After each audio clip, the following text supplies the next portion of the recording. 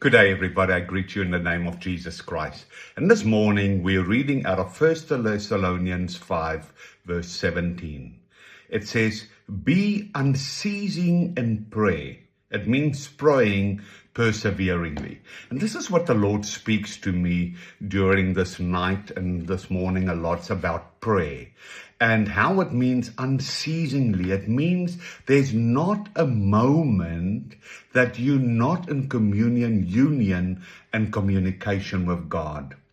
And you see, prayer is not basically asking God for things, but it's communion and union with Him. Prayer is a key that bring us into that theosis, that bring us into that union with Him where we can partake and participate of Him. And that just brings us into a living relationship that transforms us and transforms our heart.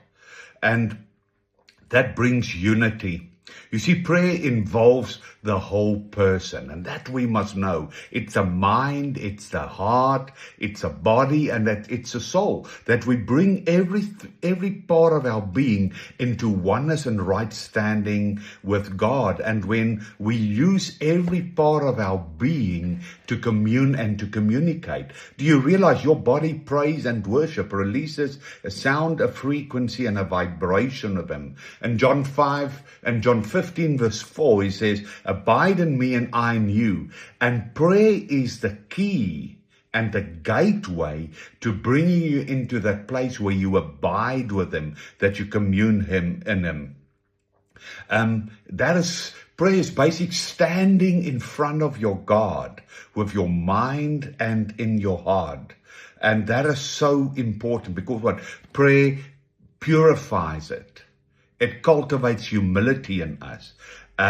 It helps fight sinful thoughts. And it leads us towards inner stillness, because communion and this place where we talk to God all the time, that brings us into a place of peace and rest.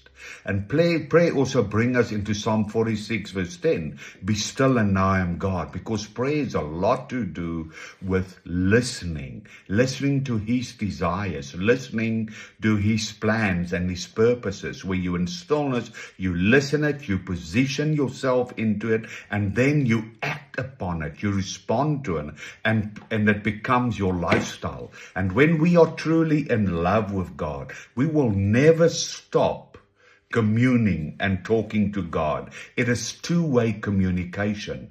And that is a way to bring your body, soul, and spirit into a place where you become desperate for God, where that helps you to cling and to cleave to Him, that you can manifest Him in spirit and truth. Let's pray without ceasing, and let's show the world how faithful and good our God is. I bless you.